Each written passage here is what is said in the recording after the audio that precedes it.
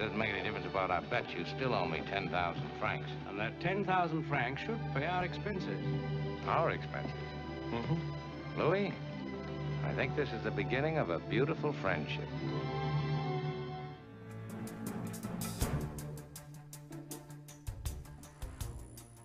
Welcome, everyone, to our first podcast. We're live. All right. We are live. All right. Let's just talk. Let's not make it professional. Right. We're just talking. So, Oscar show. Oscar show. We're doing Oscars. Oscar fever. Yes. The Oscar show. Neil Patrick Harris is fortunate enough to have had, in my opinion, James Franco and Anne Hathaway host it before him, because if not, he would be the most boring Oscar host in history. Yeah. He failed miserably. And the reviews are in. I've Really, got everybody backing me up. Yep. Well, the problem is that what they're doing, or how I feel they're doing, is they're getting people that really don't have the charisma to do something as big as the Oscars. They're getting... I love Neil Patrick Harris. Me too. NPH. NPH. I love the guy. Has a beautiful family. The guy is awesome. Great. But he's not really a comedian. No, he's not. And I'm glad you said that real quick. Because you do comedy does not make you a comedian. Correct. Kevin Kline is not a comedian. Right. But he won an Oscar for one of the best comedies ever. Right. So I think what they're doing is they're getting these young people that just don't know how to work an audience, and we're getting off of who thinks it's a good idea. Let's put Franco and Anne Hathaway as hosts of the Oscar show. James Franco, he's not funny unless he's doing his goofy stuff like Pineapple Express. Pineapple Express. This is the end. We won't mention the interview. The interview, I agree with North Korea, everybody. But is that enough comedy to do an awards show? No. We need comedians that can, one, improv, and also, like I said before, work the room. We need our Billy Crystals. We need our Steve Martin and Alec Baldwin. They did it one time and it was amazing. Steve Martin. How about Tina Fey and Amy Poehler? Yeah. Come on. Those are people who can work a room, they can improv, and they're funny at the same time. And they're getting these young people like, oh, it's a face. Let's throw them, We'll get a younger crowd. Just because NPH can do, the Tony Awards that's his place. Well, yeah. It doesn't mean he can do the Oscars. And I'm not kidding, every single solitary joke fell flat. Mm-hmm. Every single one. It's like terrible. Ben Stiller. There's Ben Stiller? No Ben Stiller, no. Why not? No Ben Stiller. Has he ever done it? No. I think he would be able to do it. No do Oscar. No Why do not? Ben Stiller. Why not? Ben, I love you. I like you. I used to love you. I'm tired of the Ben Stiller shtick. Mm-hmm. And I'm a hypocrite because in a moment I'll tell you who I think should host the Oscars. Okay. And they do one shtick, basically. I don't know. But, I just think because of his parentage and I've seen that he'd be able to, do that old style like vaudeville, Burns and Gracie type, stuff. Maybe I'm wrong. Maybe I'm just burnt out on Ben Stiller, the actor, doing the same stuff on screen. I don't know. Mm-hmm. I don't know. But again, I'm a hypocrite because I think Will Ferrell would be a great Oscar host, and he has a shtick. He does have a shtick, but he's that improv piece. I think it needs to be there because you don't know what's going to happen, and you need to work off the audience. When one of the actors down in the pit is doing, a facial expression or doing something, you need to work off of that. No, I know. And it just, if you don't, it's just scripted. It's just like, I'm going to say the joke that I was written to say, and I need to do this now. And Neil Patrick Harris. Is that how it and was? He would say it, he would stop, smirk, and his eyes would search the audience, and then he'd pause longer, and then move on. I'm like, oh, dude, you're failing. And I'm not kidding. Every single joke. It was just a bomb. Yeah, that's sad. And no more musical numbers. The golden age of Hollywood glamour is over. Mm-hmm. So stop with the musical numbers unless it's Billy Crystal singing about all the nominated. That's okay. Yeah, stop with the musical numbers. That's over. He did a big. Well, you saw the opening. You saw the opening? No. He did a big hooray for movies. Mm-hmm. You know, Dancing with His Shadow. Oh, that's him. And then and it's so funny. Probably the truest moment that he did all night. Right, Was that is true. Yeah. It's so funny though because as a special surprise guest, Anna Kendrick comes out, and Anna Kendrick is. I think she's popular. I don't think she's a huge, immediately recognizable star. And when she came out, you could tell it was supposed to be a big moment. Mm-hmm. And there was some slow clapping, and then, oh yeah, it's Anna Kendrick, hey! And then nothing. And I'm like, yeah, that didn't work either. Honestly, didn't know who she was until she was in Into the Woods. Oh, really? Yeah. Well, that's the point. I mean, she was nominated for an Oscar, deservedly, I think, for Up in the Air, the George Clooney movie. Okay. Which is a really good movie. You've seen it? Yeah, I saw that. Yeah, really good movie. Vera Farmiga, love her. Yeah, and then she did that Pitch Perfect movie, which makes me want to claw my own face off. Yeah, I didn't even know that was a movie until I saw a trailer for the second one. Yeah, It's like, there was a first one. I'm here to tell you, don't worry about it. And definitely on the second one. What? But beyond those two things, I think she was a side actor in a Twilight movie. And she's done some independent stuff. She's not a big enough star to bring out for a wow moment. Yeah, to be like, well, that's awesome. Yeah. Man, hey, who the hell she is still the, hey, that's that girl from kind of actress to a lot of people.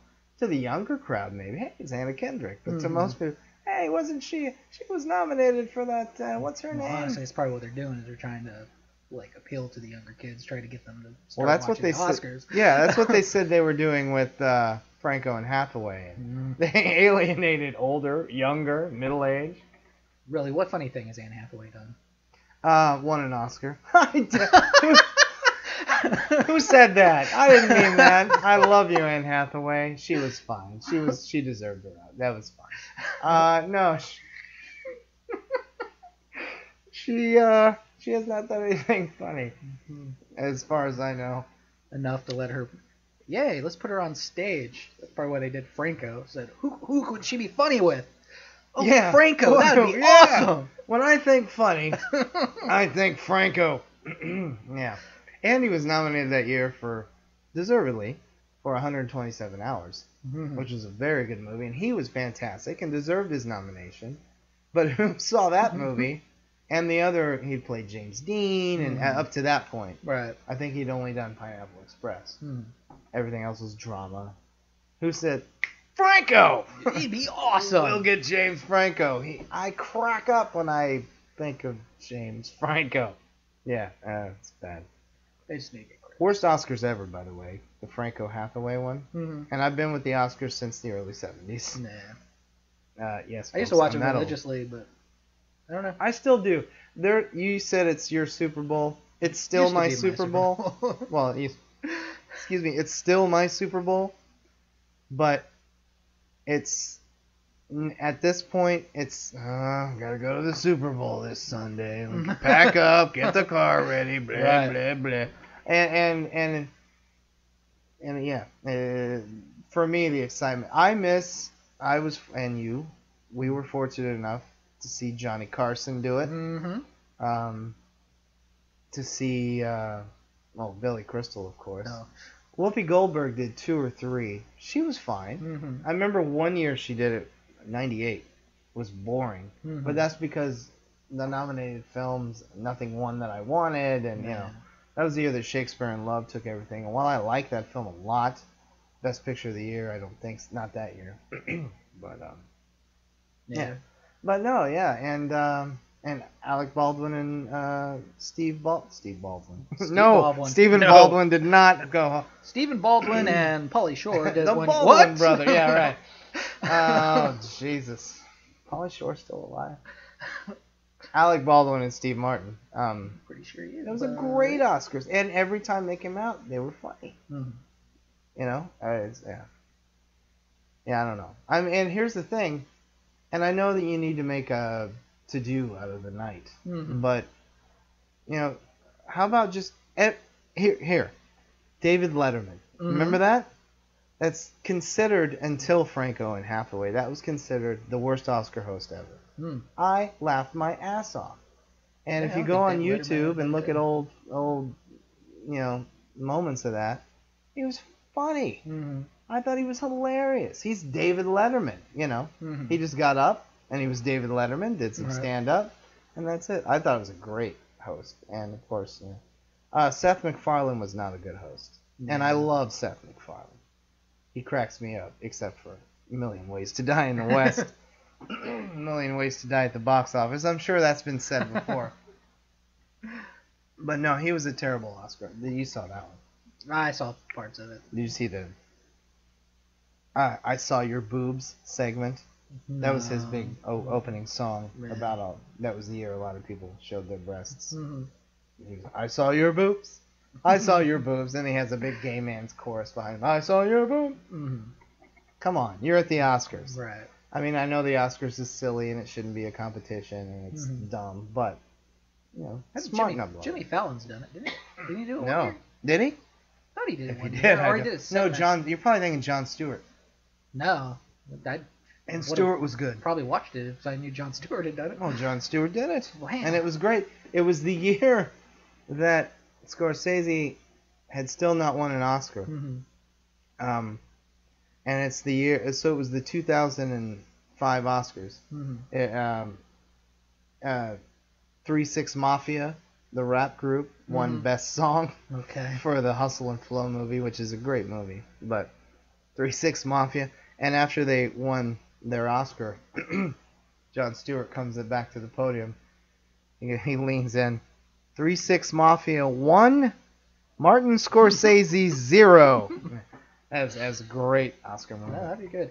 I think Jimmy Fallon might be able to pull it off. That'd be interesting to see. That would be good. Well, Jon Stewart did it, and I'm sure Colbert probably could. That he might be going back to what they didn't like about Letterman. And first of all, I love Stephen Colbert. I bow at his altar. It's sad that he's taking over David Letterman's show because I don't want him to just turn into another talk show host. But he's great, and I'll watch it. And I love him. But I think he's too smarmy and I don't mean smarmy in a bad way. Well, he probably wouldn't be able to do his persona. He'd probably be Stephen Colbert. He wouldn't be Colbert. Yeah, maybe. But I don't know. I mean, I think he'd be good. I'm saying I'm fine with it. I'm just the Academy. Oh, we got another David Letterman. Excuse me. On our hands. I don't know. I don't know who could. At this point, can't you just bring out the presenters? Ladies, really. Just have a magic voice. Ladies and gentlemen. I think they should blah just and blah. give it to Crystal. Yeah. I get Well, excited. I think he doesn't want to do it. Yeah. Well, that's sad because It's funny. He did the one right after Hathaway and Franco because they were probably, Billy, please, we come need back. someone to We save need help." us. And it was a good one, and he was great as always, and he got a standing O when he came out because he'd been gone 4 years at that point. And Bob Hope. That's another one we forgot when I first started watching it. I mean, he was. Yeah, we need our hopes and crystals and We those do, type of yeah. people to come back. We are literally and figuratively losing hope with the Oscars. He's too old, but do you know, I'd say at least 10 years or back, who would have been the best Oscar host in the world ever to the end of time? Don Rickles. Don Rickles. I think Don Rickles is the funniest guy in the world, and he walks with a cane now, so he's. But again, he's one of those people that it's just that period of time. What is it with those classical actors and actresses? Yeah. They have that training to be able to get on stage and do what they do best. And you were saying work the crowd. Could you imagine him and going through and insulting the entire? Exactly. Yeah. And he knows everybody. I think it's another thing. You need somebody that has that clout. And he's got it. You can't just keep pulling these youngins that they've done 4 or 5 movies that Yeah. maybe one of them was noteworthy. Yeah. I don't want to see goddamn Seth Rogen hosting my Oscars. I wouldn't either. I don't think he'd do it. Okay. Big stoner coming out of the shop. Yeah, no, he And wouldn't be able I to do like it. Seth Rogen. Oh, I do too. But people like Seth Rogen, his little counterpart in all his movies, and I'm blanking on his name, and he's great. Franco. Well, Franco, yeah, that's his. That's that little son of a bitch. I didn't mean No. his boyfriend. I meant his, Yeah, his right. acting buddy. Who's his acting buddy? Oh. I mean, Jason Segel? No, the little chubby guy. Me? I've never been in a movie with James or any Oh, brain. little chubby. Wait, that is Seth Rogen. That is Seth. Oh, He's the that's chubby him guy. and himself. I'm Right. thinking the other. No. I don't know who you mean. Name me the movie. 21 Jump Street. 22 Jump Street. Oh shit! I'm sorry, Jonah Hill. Jonah Hill. Yeah. That little chubby guy. Yeah, that's a little chubby. Sometimes not. Sometimes chubby. Yeah. Yeah. Yeah, I don't want to see them. But up there. I don't think he would. I think he's funny. He's a great improver, but I don't think he'd be able to do it justice. I don't think. Get up there. And Have you? One of the few bright moments on Saturday Night Live anymore. Have you ever seen Jonah Hill host? No. They're usually not very good, as most Saturday Night Lives. But Jonah Hill did. He does this character every time he hosts. It's a 6-year-old kid at Benihana. 6-year-old Jewish kid, and he's like a Catskills Jewish comedian, and he's with either his mother or his father, and they're here, and there's always 2 ladies on the other side of the hibachi, or what is it called, table, and but he's funny because he holds his hands like a kid, and he's like, "Hello, ladies, how are ya? My name is whatever," and then he'll say some risque joke and sexual innuendo. And his parents, or whoever it is, we don't talk. He's like, "What? I don't even know what that means. I'm 6. Come on, people." It's just the funniest. I can't do it. It's the funniest thing. You need to look that up. It's so Okay. funny. Anyway, Sounds good. Jonah Hill, do that character. Don't host the Oscars. Right. Thank you. Yeah. I don't know who. At this point, I wouldn't know who to ask. Yeah. Somebody said Jack Nicholson once, and that wouldn't even work. No. Because I don't think he's comfortable in that. I don't think he is either. Yeah, because every time you see him talking, he's always. Yeah, I mean, he he's came out. Jack, He but did Saturday Night Live thing. the 40th Saturday Night Live, and even when he came out, he was just kind of like, "I'm Jack Nicholson." Yep. Let's talk about another dud, by the way. We can segue for a millisecond. The Saturday Night Live 40th anniversary. That was weak. Yeah, I didn't see all of it. I saw the. Did you see highlight the Eddie moments. Murphy? No, I didn't. Chris Rock gave I like heard a that he 5 was- to 7 minute intro. Because it's true, Eddie Murphy saved at that time Saturday Night Live. Oh, yeah. It was in the toilet. and I'm sorry people, but Joe Piscopo as well saved that show. They brought it back from the dead. And Ladies were. and oh yeah. Okay. Yeah, right, yeah. But I mean, we're getting off subject here, but Chris Rock gives him this 5 to 7 minute, the great Eddie Murphy, and people are clapping and everything he says, and he even says everybody's saying we're looking for the next Eddie Murphy. He's like, there's only one. He was as groundbreaking as Richard Pryor, as groundbreaking as Bill Cosby, match, as groundbreaking as Red Fox, and he's right, And then after that giant intro and talking about his mammoth place in comedic history, ladies and gentlemen, Eddie, the one and only Eddie Murphy, and everybody standing ovation. Eddie Murphy comes out. Thank you. I'm glad people liked what I used to do here. It's great to be here for this night. Thank you. That's it. I mean, he said like 1 or 2 other things, but no comedy. And you're like, what the hell's the comedy? Eddie Murphy. The Oscars. Yeah. Eddie Murphy. He could pull it. He could do it. He was there. Yeah, Eddie Murphy. Chris Rock hosted the Oscars. That was pretty good. He's very similar to Eddie Murphy. Yeah. So. In style, folks. In style, yeah. Yeah, I don't know. At this point, I don't know. And frankly, I don't care anymore. But just get somebody. Stop trying to. The teenagers aren't watching it anyway, so stop trying to appeal to them. Bring back. If you got to have an opening number, do a soft shoe or something. do have somebody doing Kelly's moment and singing in the rain and segue into another dance number from another movie. Right. I don't know. Yeah, they're just trying to grasp onto that old, we had a lot more musicals back then. Yeah. In the golden era of the Academy Awards, so it was easy to do that, Now you get like one every, 4 or 5 years maybe. Yeah. A musical. And unfortunately, a couple of them are Chicago and 9. Yeah, 9 wasn't that good. Chicago I liked. 9, let me tell you about 9. It was and I said this when I saw it. It's an abomination. I hate that movie. I think it's one of the worst movies of the decade. Wow. That's how much I hate it. And Daniel Day-Lewis, I love him so much. He can do no wrong. What was that accent? It was like out of a cartoon. I gotta make a movie. Yeah, I didn't like it. I hated it. I despise 9. Chicago, I just kind of don't like a lot. When it won Best Picture, I about keeled over. I probably did. And Catherine Zeta-Jones won Best Supporting Actress. Right. Really? Yeah, she can dance and sing. Yep. Let's not. I don't know who was. I don't remember who was on that. Past is past. But what's past is prologue, as they say. And you keep giving it to shit movies and shit performances. Let's stop giving it to the popular stuff. Which let's talk about this year's Oscars, which we are. But I mean, what do you think of the Best Picture winner, Birdman? What do I think? Yeah. Not deserved. Nah.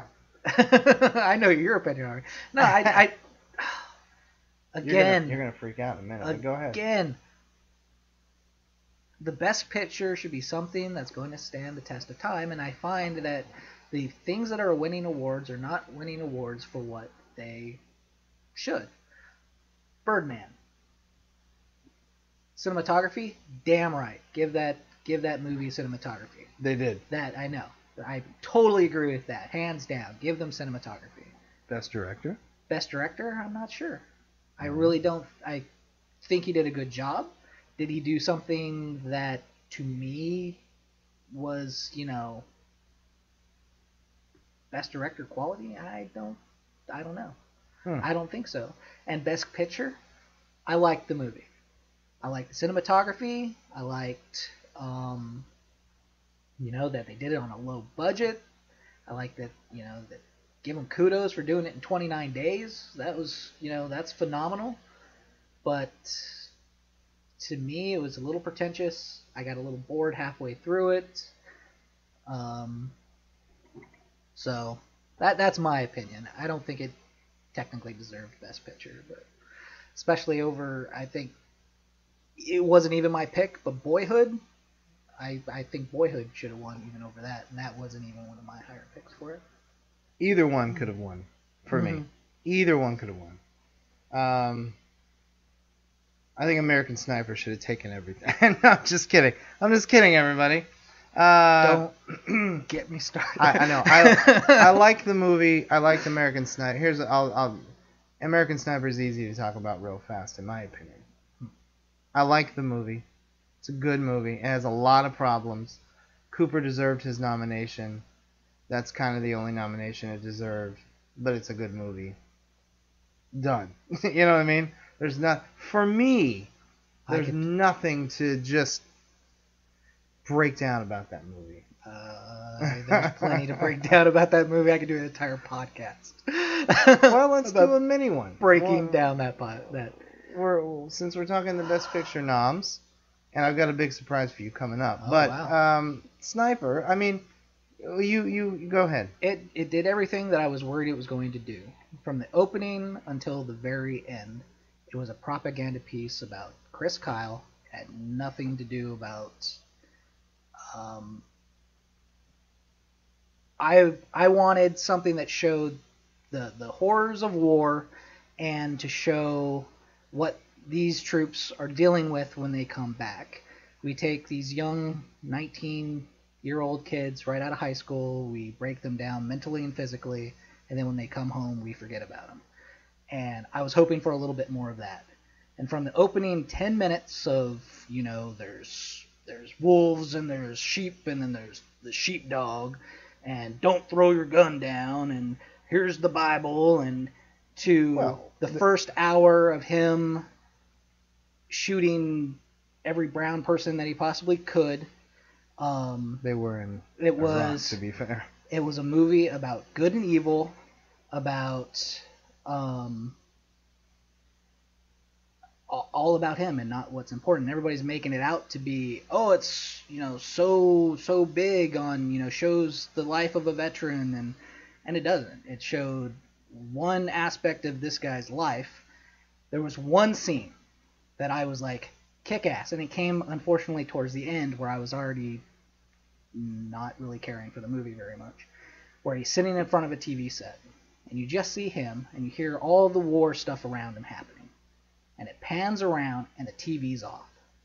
Yeah, I remember. And yeah, then it's a he good goes shot. outside. It's his son's birthday, daughter's birthday, one of his kids' birthday. Yeah, they're. And there's a dog playing Right with a before the kid, dog, and he right. kind of clicks and kind He's of got almost the beer in his hand. right, and he Yeah. goes over and and they're like, hey, what are you doing? When he's about to snap the dog's neck or do whatever. Yeah. I thought that was beautiful. Okay, now we're finally showing that war is damaging, and what this guy had to go through was a lot more than what they showed the last 2 hours of the film. But the next following scene, he's kicking it in the VA office, and the doctor says, okay, well, I see here you've killed 160 people. Yep. Well, don't you think maybe that messed you up a little bit? Nope. Did what I had to do. Okay. And that totally broke it down for me. I was just like, no. Well, here's the thing on that. Not to interrupt you, but I've got to jump in while it's fresh. I think I know the exact scene you're talking about. Going back to, I think the reason that they showed the beginning thing with his dad, which I hope that was a real incident from his book, because that was a little silly. Guy's just talking all of a sudden, you hear me? He puts his belt on the table. But I think that he took his son out shooting, and I think they showed that to show what and how his blind faith is what I call it. I'm sorry, America. To fight for anything if your country calls you without questioning is what I'm speaking of. Is showing how and why that was instilled in him. And then getting back to the VA hospital, when at least what I got out of it, when he said, I heard you had over 160 killed. Yep. Heard it messed you up. Nope. I think he was, at least what I read, I think he was putting up a wall for the doctor. Like, nope, I got it. I'm good. My dad said, whatever he said at the beginning, never break, or finish it, or don't ever be ashamed for doing what your country calls you to do. And at least what I could be wrong, I don't know, but what I got out of that scene is that he was just nope. Like if you're in a pissed off mood and your wife's like, "You mad at me?" Nope. Yeah. Is something wrong? I'm fine.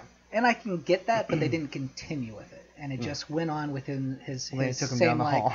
I'm awesome, and that's all I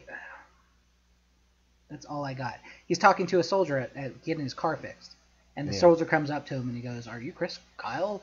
You saved my life, and here's my son." And he's like, I lost a few guys, and he gets his persona. Oh, you lost guys over there. And the guy's like, you should come to the VA, and actually, maybe I'll do that. No. Anybody who's been over there, who's a veteran, who is in the military, you don't treat another veteran like that. You know what they've gone through. I understand. And I can't speak on that, of course. And, some of the... To me, his wife was a more appealing character than he was in the film, because she actually had somewhat of a soul. That was a great scene when he calls her, and then they come under attack. I thought dramatically, and she's on the phone with him. And she's like, she had just come out of the doctor. That was a well done scene, yeah. Right, but the movie again, good and evil. It just became a story about good and evil.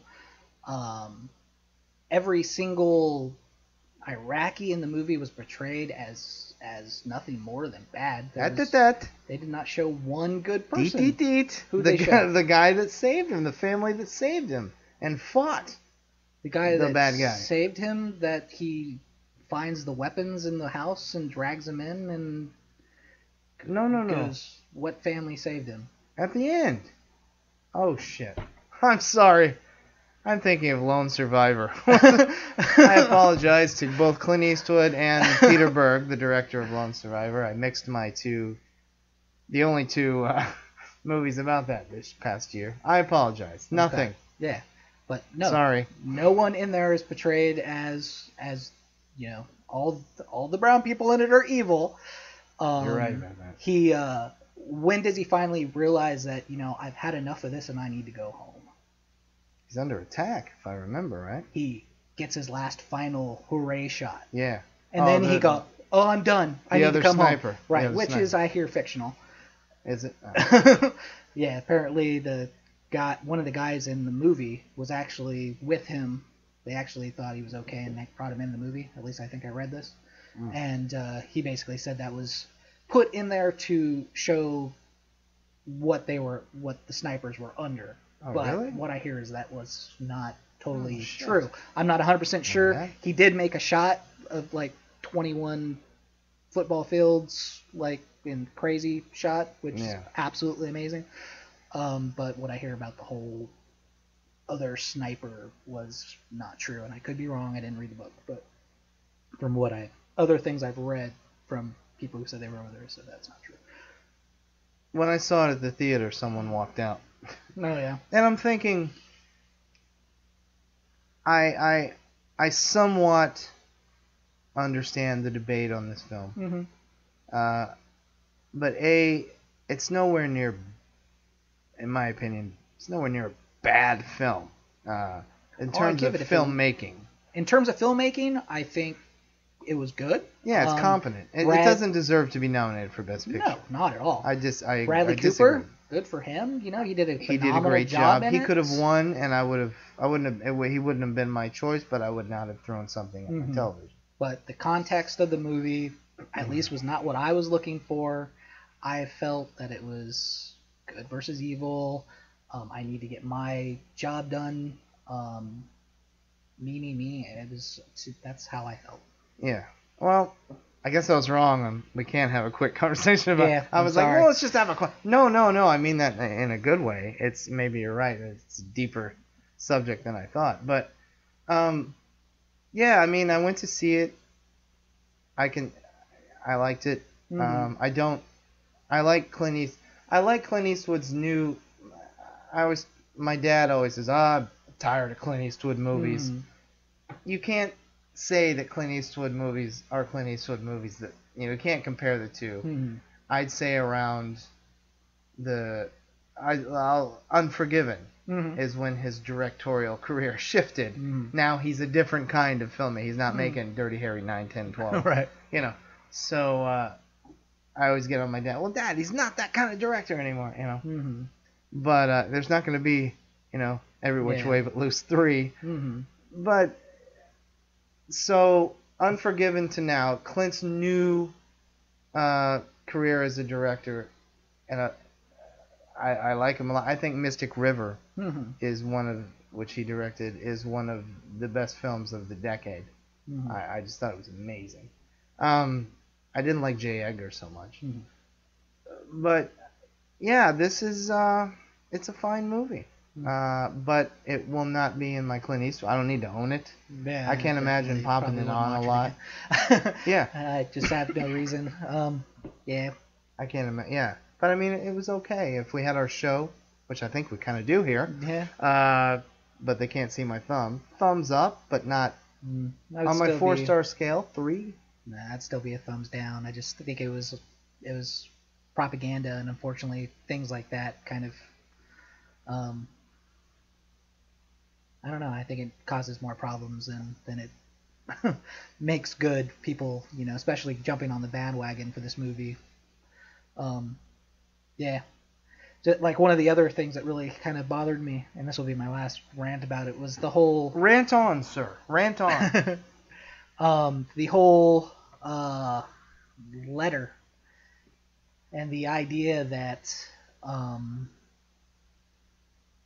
this guy writes a letter about actually having feelings and feeling about what he's doing and having doubts, and then he dies, and the whole message is, oh no, he died because he wrote this letter.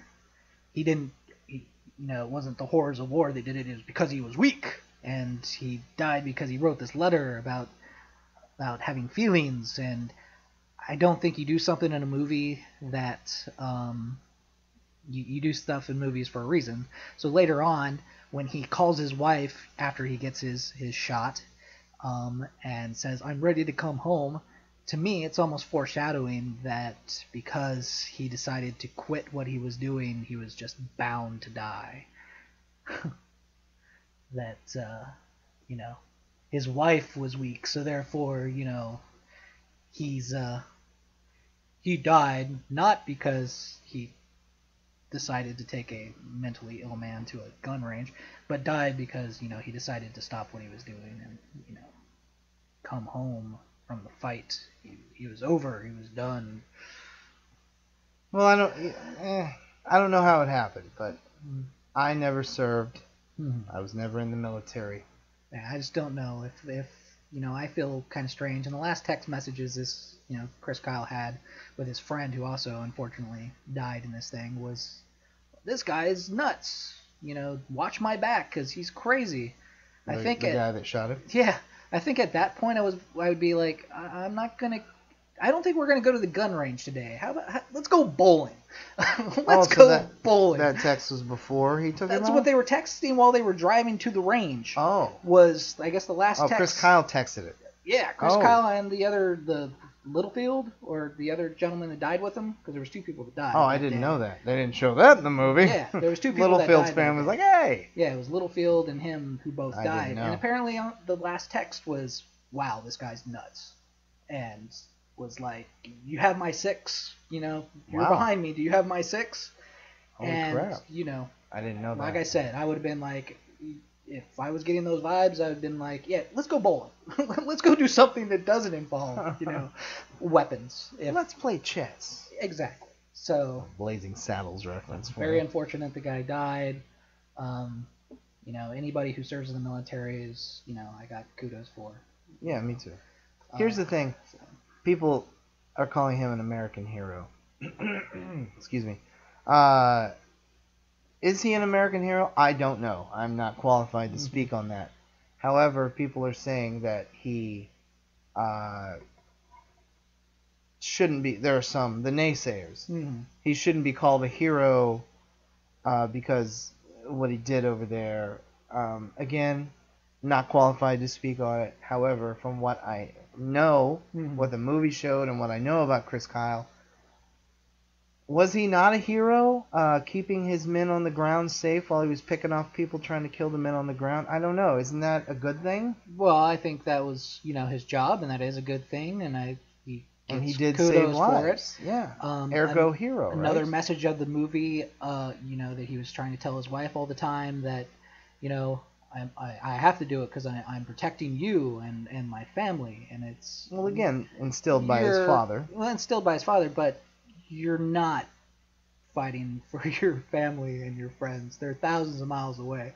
You're there so that hopefully the man or the woman next to you that is fighting with you has a chance to get home. That's what you're there for. Yeah. So that they have a chance, hopefully, to see their families at one point. Let me ask you this. If he would have said that line that you just said, would that have upped your like of the... Yeah. That, or if they would have just focused on the problems with war, and he killed 160 people. That had to mess with him somewhat. I would have liked to see a little bit more of that.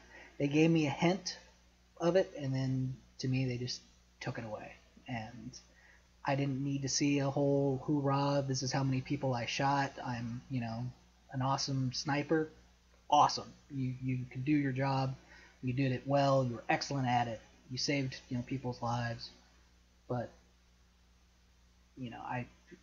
he had to be screwed up in one way or another, and I'd like to see that. Okay, well, all right.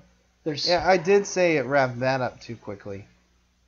He was messed up And then a few scenes later, Mhm. I'm all right. And Yeah. kissing his family goodbye, going out to take the guy who Mhm. eventually kills him. Like who, I said, by the way, lot- was found guilty. Yeah, I know. I had That problems with that too. I think, yeah, should have been.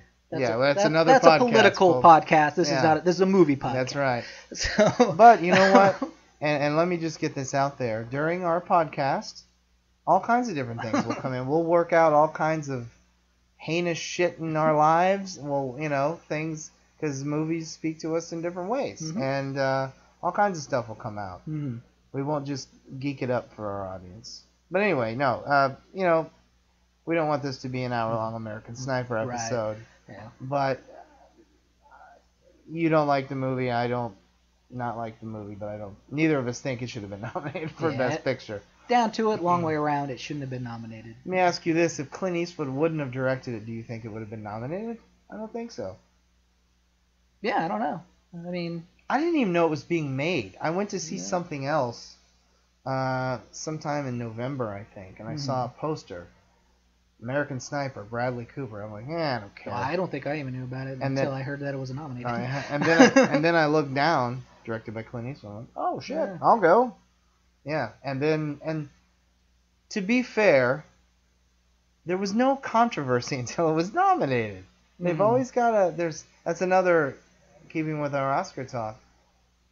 They've just got to, and they jumped on. I'm sorry, have not seen Selma. I will. I haven't seen it yet. But they jumped on Selma too for historical. You have to take dramatic license Mhm. with historical movies or real stories, whatever. You have to, or you will bore the audience. Mhm. Well, Gandhi, one of my favorite films, Uh-huh. took not a lot, but a little bit of dramatic license because, or it would be 3 hours of him sitting on a floor Right. talking. Well, with Selma, you know that most of Martin Luther King Jr.'s speeches are copyrighted.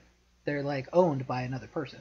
So they wouldn't give him. So yeah, she had no rights. Oh. So she had to embellish to tell the Right. story because she couldn't get the rights from Oh. whatever I studio didn't know owns that. those rights Right. to be able to do it. Is you know, that not historically. sad? Yeah, it's very sad.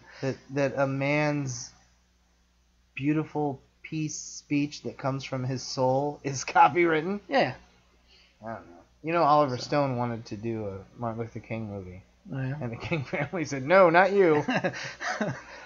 He's one of my top 10 favorite directors. I think he's a genius, and they should have let him. Yeah. But I think they were afraid, and to be the lady who directed Selma, didn't show him in 100%. yeah, I hear light. he's not, because he's usually portrayed as a golden angel or Mhm, whatever, right. untouched by evil or bad stuff, and he's a normal guy. Yeah, there was moments in there where you kind of see that, is he doing this just to get, into the newspaper? Is he doing it just to get a little bit of popularity? Why is he doing this? And they show that in the movie. It's not just, the great, hero of the civil rights movement. They Right. show some Which he of- was, Yeah, but yeah. they show But some of everybody that has problems. undercoat as well, which Yeah. is nice.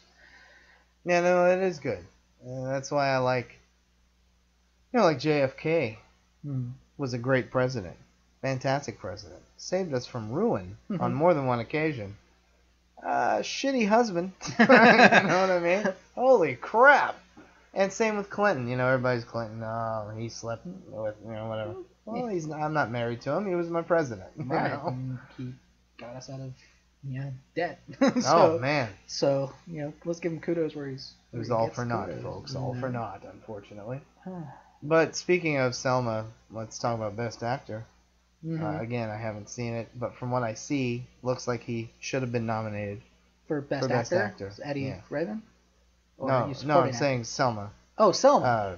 It should have been nominated David for. Owelio. I can't. Yeah, he I embodied. don't have it down yet. He embodied JFK pretty well, but I wouldn't say Wow, that. he played JFK. JFK. Yeah, it was a new take on things. I love it. Wow. Okay. This is reality, folks. We don't have editors here. Martin Guy- Luther King, MLK. MLK Right. Jr. No, he did a good job, but I don't think his performance was anything noteworthy. Oh. Anything different than somebody else. That's what a lot of people are Playing the saying. Like, he character. did a great job, but was it Oscar worthy? We're not sure. Yeah, I'm not sure either. I don't think I would have nominated him. I think he did a brilliant job. He embodied the character, but did he embody it in a way to where I was like, oh my god, that's the performance of a lifetime? I don't think so. And here's my problem. I haven't seen Selma. Mhm. I'll make my decision once I see it. But the argument is, well, he should have been nominated because he played Martin Luther King. Well, wait. Mhm. So what? I Right. mean, he may have deserved it. I don't know. But just like the argument with the director, darn it, she could have been the first African American woman nominated for Best Director.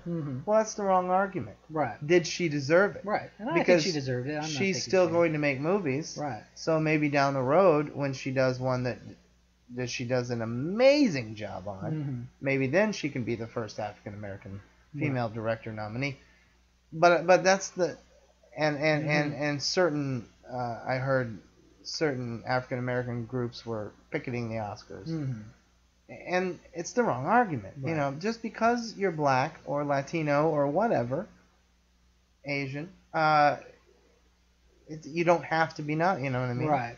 I don't know. And I think she should have been nominated for Best Director. I think she did an excellent job directing that movie. I think you're right. I think a lot of times people do kind of think they nominate them for the wrong reasons. Yeah. Or they expect them to be nominated for the wrong reasons. Yeah.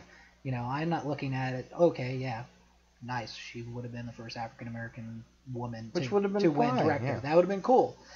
But let's not focus on that category, for that. Let's give it to her because she's an African American woman. Yeah. Let's give it to her because she, directed her ass off. Exactly. And I think she directed her ass off, and I think she should have got a nom. I don't Okay. know if from who else was nominated if she should have won, Yeah. but at least she could have got a nod for her efforts during that film. But yeah, All let's right. not give it to her. Just Yeah, exactly.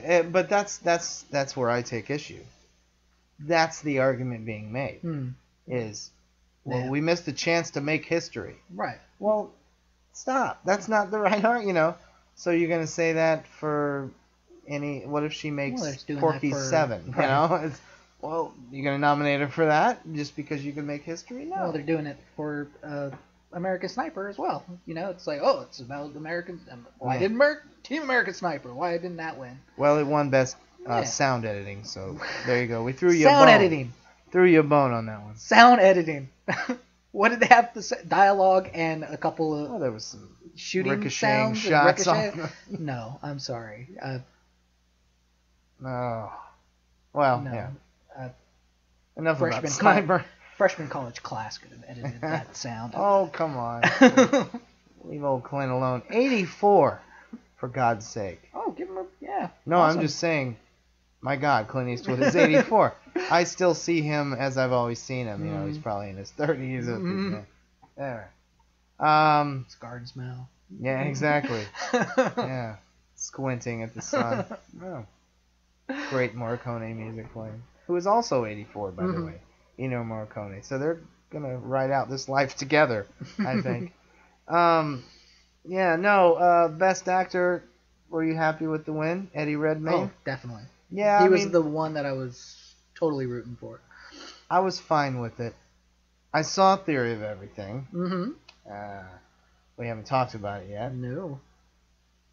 I have no problem with Eddie Redmayne winning. He was wonderful. I was pulling for who I was pulling for, Keaton.